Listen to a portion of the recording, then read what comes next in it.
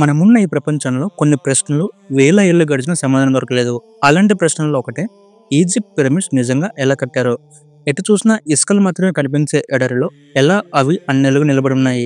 దీని వెనుకున్న సైన్స్ ఏంటి అండ్ ఆ రోజుల్లోనే ఇంత పెద్ద కట్టడాలు కట్టేంత టెక్నాలజీ ఎక్కడి నుంచి వచ్చింది అన్న దాని గురించి ఈ వీడియోలో డిస్కస్ చేద్దాము. ఇంకా let's start our video. Great pyramid of Giza మానవుడు నిర్మించిన అద్భుతాల్లో ఒకటి. ఇది దాదాపు 146 మీటర్ల ఎత్తులో ఉంది. అంటే సుమారు 48 అంతస్తుల బిల్డింగ్. ఇది 2.3 మిలియన్ల రాళ్లతో తయారు చేశారు. ఒక్కొక్క రాయి 2 నుంచి 15 టన్నుల బరువు అయితే ఉంటుంది. రాళ్లు అమర్చిన ఖచ్చితత్వం చూస్తే సెంటీమీటర్ కూడా పొరపాటు లేదు. ఇవన్నీ కేవలం మానవ శక్తితో సాధ్యమా, మిషన్ లేకుండా? ఒకసారి శాస్త్రవేత్తలు ఈ కట్టడాల గురించి ఏం చెప్తారో ఇప్పుడు చూద్దాము. శాస్త్రవేత్తల అభిప్రాయం ప్రకారము ఈ పిరమిడ్ నిర్మాణానికి దాదాపు 20 నుండి 30 సంవత్సరాలు పట్టింది. వేల మంది కార్మికులు, స్కిల్డ్ ఆర్టిస్టులు, ఇంజనీర్లు దీనిపై పనిచేశారు. వారు వుడ్ రోలర్స్ మరియు మట్టి ర్యాంపులు వాడి రాళ్లు లేపారని చెప్తుంటారు. బట్ ఇక్కడ ఇంకొక ప్రశ్న ఏంటంటే, ఒక్క సెంటీమీటర్ కూడా తప్పు లేకుండా అంత ఖచ్చితంగా ఎలా కట్టగలిగారు? అండ్ దీనికి ఆన్సర్ ఇంకొంతమంది ఇలా చెప్తుంటారు.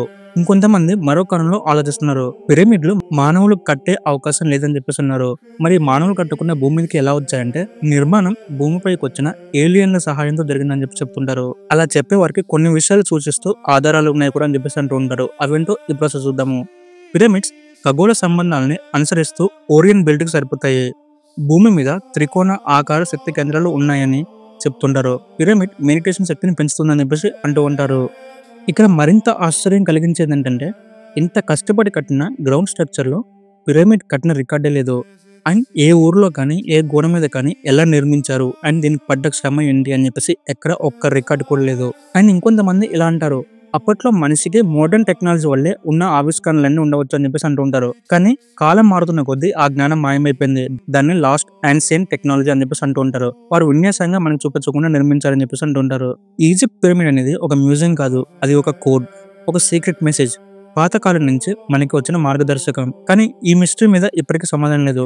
కానీ మనం తెలుసుకోవాలనే ప్రయత్నం మాత్రం ఆగదు. ఎందుకంటే పురాతన విజ్ఞానం రేపటి భవిష్యత్తులకు మూలం కావచ్చు.